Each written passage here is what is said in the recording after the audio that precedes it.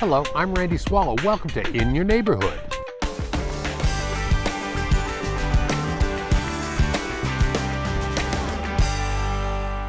For the next half hour, we'll talk county issues and District E issues with Commissioner Tick Segerblom. Good morning, Commissioner. Good morning. We're here at the Hollywood Regional Park.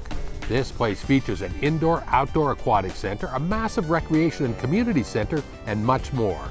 District E stretches from the Central Valley and covers much of East Las Vegas out to Lake Mead recreational area. Here's a quick look in your neighborhood, District E. Situated in the central part of the valley, District E contains a large portion of Las Vegas Boulevard, including the rapidly expanding north part of the Strip. Some of the valley's most mature neighborhoods are in District E, and residents enjoy recreational opportunities at fine parks, such as Cambridge, Mulaski, and Silver Bowl. The Winchester Cultural Center is the finest of the fine arts facilities in Clark County. Talented local artists put their work on display in the gallery, and entertainers of all types thrill audiences on the Winchester stage. A lush garden and park setting provides a more tranquil experience at Winchester. A recreation center, senior facility, and water park are all the pride in Parkdale. And a recent multi-million-dollar renovation created a brand new space for classes, programs, and fitness. The Hollywood Regional Park continues to shine in District E. This place offers a state-of-the-art aquatic center with indoor and outdoor pools to keep cool, exercise, and learn new strokes. The community center at Hollywood rocks around the clock with health and fitness classes, after-school care, a thrills and spills-inducing skate park, gymnasium, and much more. And District E contains one of the most extraordinary parts of Clark County, the Wetlands Park. The wetlands is comprised of 2,900 acres of water, trails, and trees. Walkers, bikers, and hikers can explore miles of trails and observe hundreds of plants and animals in their green oasis habitat. The Nature Center provides a hands-on learning experience with interactive stations to teach the young and old about our Mojave Desert. Open from dusk till dawn daily, the Wetlands Park is a magnificent jewel in District E. First of all, Commissioner, it's a little bit unique, a little bit different for me to call you Commissioner as opposed to Commission Chair. You served the last 2 years as a Chairman of the Board of County Commissioners. That must have been an honor, but at the same time, I'm sure you're happy to pass the gavel on to Commissioner Naft. You said it exactly right. It was a great honor and a lot of fun. Went to a lot of events, and as Chair, you're asked to do a lot of things. But at the end of the day, it's a lot of work too, so I'm glad to be just back to my normal job as a commissioner.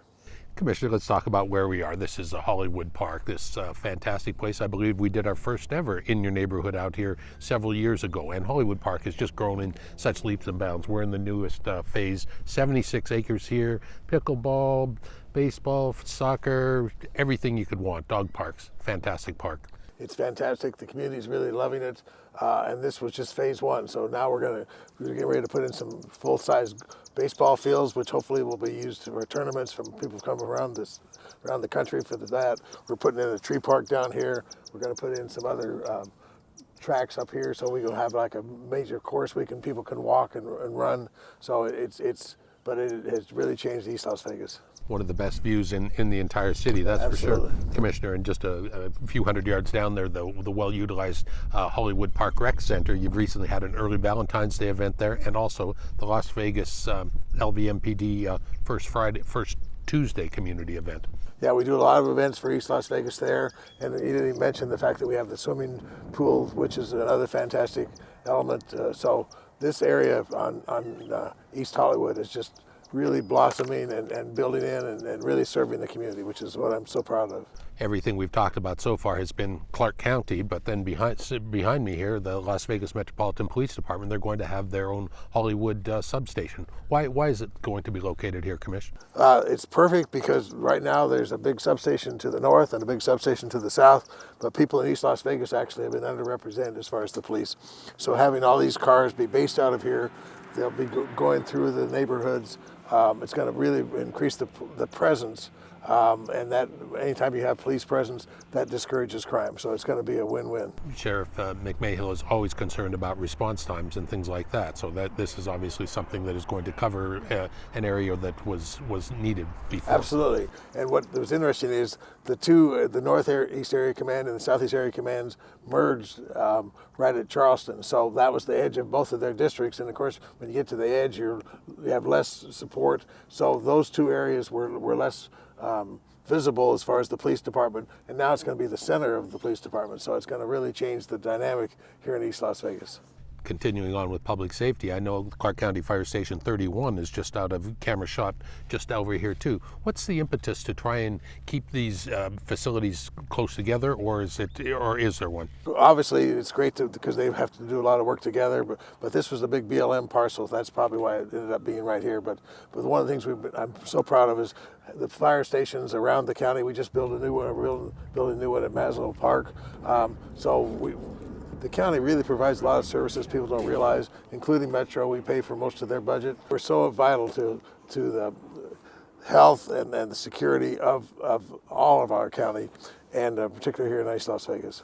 This part of District E, the people that live out here, I'm sure they just love it because it's so close to the mountains and there is only so much way growth can go. But one thing that has been missing has been connectivity. And now I know I think we're in our second year of the Hollywood Boulevard extension off to Henderson, off behind the old Silver Bowl. That's going to make a huge difference. So just starting with what we did when I first got here, we finished off Hollywood Boulevard, so now it's a beautiful road. We've added the Desert Inn overpass over the wash, so that makes connectivity. We're right now doing one on Sloan, making that a connection. So we're building the connections, but the last piece is going to be taking Hollywood across the Wetlands Park and connecting it with Galleria. So that's going to give these people a whole new way to go someplace for shopping, because really the only downside for East Las Vegas is the connectivity to major thoroughfares like the freeways and things. So this is going to really change. That's my next project, is getting Hollywood connected to Henderson. And that will obviously help first responders and get traffic off of Boulder Highway. It helps everything, but mainly just the people that live here will have an easy way to get to shop. Because the biggest problem is getting to, having to go down Charleston, down Sahara to I-11. And the other problem is that they never built an interchange at Sahara and I-11. So that's one of my projects too, is to build an interchange there, which will again increase the connectivity for people in East Las Vegas. Commissioner, let's talk a little bit more. You just touched on the Sloan Lane bridge. Again, probably an area that a lot of people don't use, but the people that live around there, this is going to be a great convenience for them to go over the Las Vegas Wash rather than going around it. For decades, people have had to face this issue, because one of the big problems in East Las Vegas is we have these huge washes that go right through the middle of it. And so if you're on one side of the wash and the other side of the wash, you have to drive miles just to visit your friends, which you could throw a rock to. We've made a lot of connectivity, so we're able to walk, but also to drive. So it's really improved the quality of life here in East Las Vegas. And that's going to be good for pedestrians and walkers, bikers. And kids just going to schools. It just changes the whole dynamic when you have a major hurdle between two neighborhoods. Even though I said you're so close together, you can wave to each other, but you can't really get to each other. Some more East Las Vegas road improvements are along Vegas Valley Drive. Talk to me about those, Commissioner. Again, one of the things I'm so proud of the county is we have a routine maintenance thing where every 10 or 20 years we go in and redo these major streets. So that's what we're working on right now. We're going to start on Owens. All these streets get improved on a regular basis, and the county staff has really been good working with me to bring all those resources over here to East Las Vegas. You talked about the Las Vegas Wash. The Flamingo Wash is also in a big part of District E. That's going a little bit further west of, closer to Maryland Parkway. A lot of work has been done there, $14 million flood control project, as well as some work with the homeless folks there. That's a huge issue too, because that's when we built all these things 20 or 30 years ago. We didn't realize there was a homeless problem, a criminal problem, and so a lot of these things were accessible by people who, for better or worse, didn't have a place to live, but also a lot of criminal elements would go into these washes. And so now we're fixing them up so that we'll have them fenced off, and that'll no longer be a problem. So that's going to make a major difference in the crime rate around UNLV, Maryland Parkway, and Flamingo. For a new visitor to our valley, we talk about washes, we talk about flood control. They don't really see this day to day, and based on our 4 to 5 inches a year we get in rain, it really doesn't seem that significant, but it's hugely significant. Absolutely. That's one of the things, again, the taxpayers of Clark County have done is funded this huge flood control district. And so just up here, we have the Gohee detention basin, which just has been finished. So that was another project in my district, which I'm so proud of. We're getting ready to do another one just this side of it. So that actually all the flood control issues in East Las Vegas will have been done within the next couple of years, which is major, because when those floods strike a location and the water comes off of Sunrise Mountain, that's a huge impact. And the streets are flooded, a lot of the houses are flooded. There's even there's been some deaths from people in floods in the past. So it's going to make a major improvement for people in East Las Vegas. These detention basins work just like giant bathtubs. Is basically a water collector. And I'm not completely sure, but this is maybe one of the first ones that's been built on the east side of town. Absolutely. So that's why I say we're finally getting to that point. They had a budget for around the county. When I got here, I said, let's start to finish these off, and that's what we're doing. So I'm very proud of the staff and what we've been able to accomplish, and so it really is changing the lives. And I know, Commissioner, you were there with the family of Jim McGoy, and quite a fitting honor for a man who was very instrumental in developing the Regional Flood Control District. Absolutely. We named it after him because he created the law, which then enabled us to have the sales tax, which we used to bond, which build all these facilities. So all around the valley there are these flood control detention basins, but we finally got one in East Las Vegas. So it's about time, but better late than never. All right. We may take a quick break, but we'll continue in your neighborhood with District E Commissioner Tick Segerblom. Stay tuned.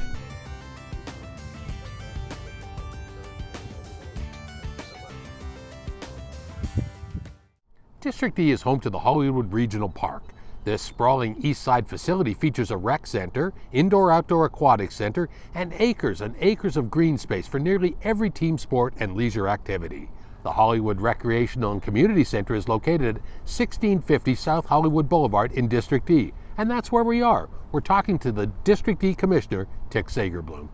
Commissioner, I know you were very proud, and you're the Vice Chairman of UMC, and you just opened up one of the busiest UMC quick care and primary care facilities on East Charleston. Tell to me about that. One of the problems with East Las Vegas is there's no hospital over here. So unlike most areas of town where you can get to the hospital within a couple of miles, there is nothing here. So now we have brought a primary care and a quick care to East Las Vegas, and Charleston and Sloan, which will make it more accessible for people. And if they go there, it's tied to UMC. If there's a problem, UMC has an ambulance, they can take them right to UMC. So it's a big deal. And as part of that, UMC has been by there lately, but it is gorgeous. They've really redone the outside, and so I'm proud of that. They just got a big nursing award.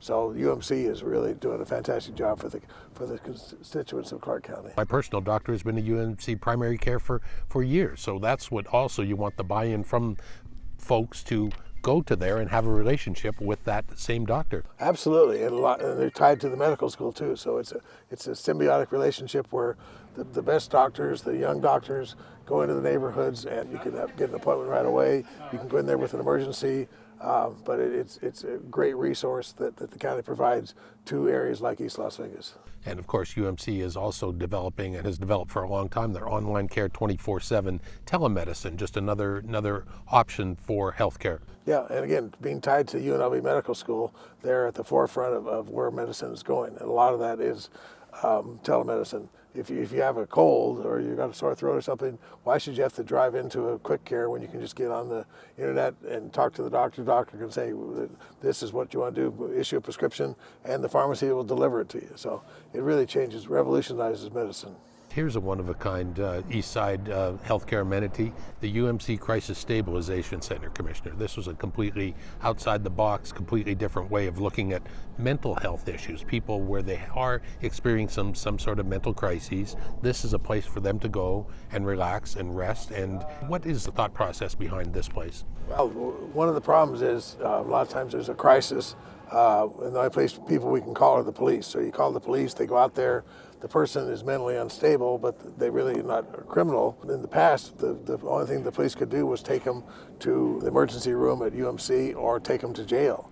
Now we have this Crisis Stabilization Center on Lake Mead where they can take them there, avoid the cost of having to go to a UMC emergency room, or obviously anytime you jail somebody, that is a huge problem. So it's an intermediate step. When we take you there, we can calm you down.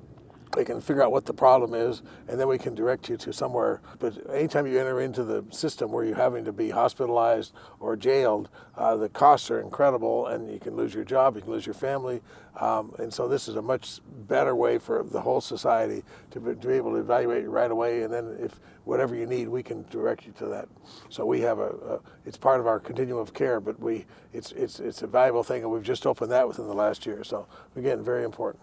And also for EMTs, this also does free up spaces at busy emergency centers as well as jails. Absolutely. It used to be, again, they would put them in an ambulance, take them to an emergency room, have to sit there, all those people involved, you evaluate them and then figure out what to do. Now we have the police can actually take them there themselves in the car, get them evaluated, and then whatever the evaluation is, we can go from there. But it really changes the whole way we deal with crisis and mental health issues, and it saves us a ton of money. And it's also better for the individual. And one of the unique things that sure struck me is that there are literally no hospital beds there. They're just comfortable chairs. It's more of a calming environment. And again, there's evaluations, and the medical trained professionals there are taking a look at them and getting them into the help they need, whatever their next step is. Exactly. And we can partner with the medical school again to have people who are maybe in psychology, psychiatric residencies, or just regular students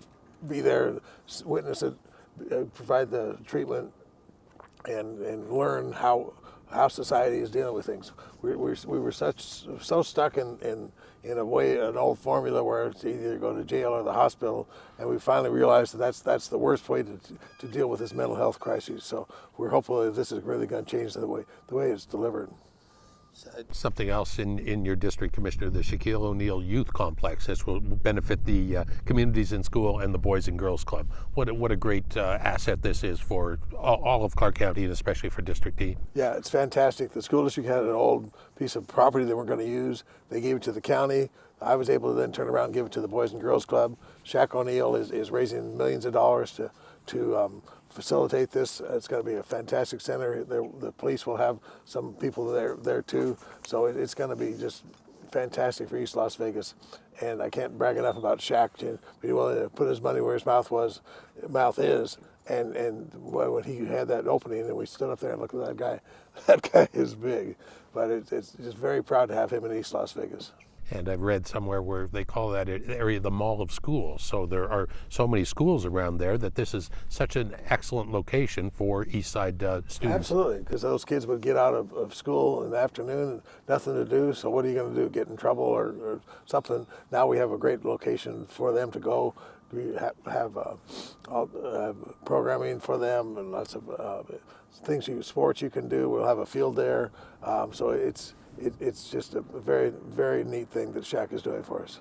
There's a lot of great things that we're doing here at the county level, and also the incredible Shoes That Fit organization. I know you've presided over several of those, and you've learned a lot more about sneakers in the past year or two. Talk to me about the Shoes That Fit, why this is such an important program for it is so rewarding, because when you go into these East Las Vegas schools, 300 or 400 or 500 kids there, every kid gets a new pair of shoes.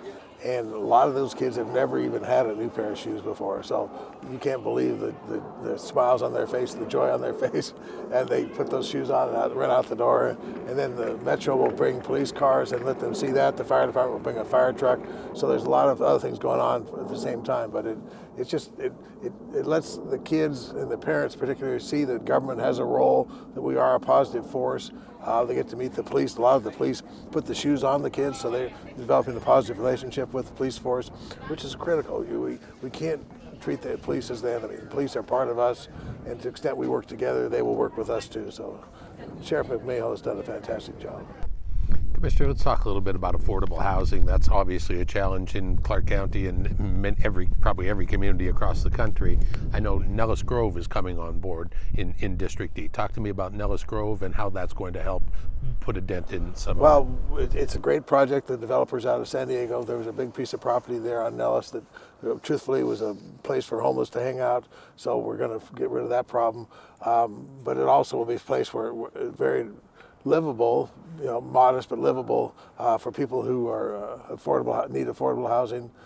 So it's a win-win, and that's one of the things we have to do is we have to bring affordable housing out into the community.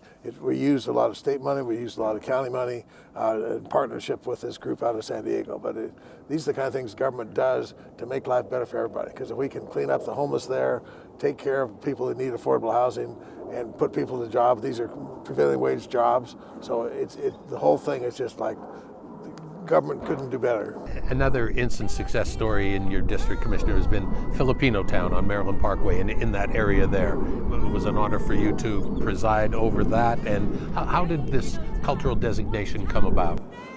Actually, the Filipino community reached out and said, we'd like to do something. We had enacted this new cultural designation, so it seemed like a no-brainer.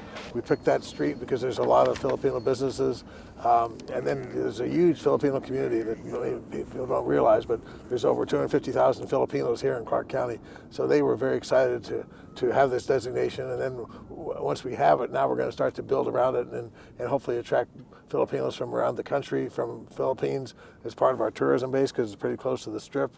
And it's important to recognize we're all Americans, but we all came from somewhere. So let's honor their culture, talk about where we came from, learn more about them, and really benefit. So it's a win. Again, it's a win-win where government stepped in, saw a need, and together with the Filipino community, we've really changed things.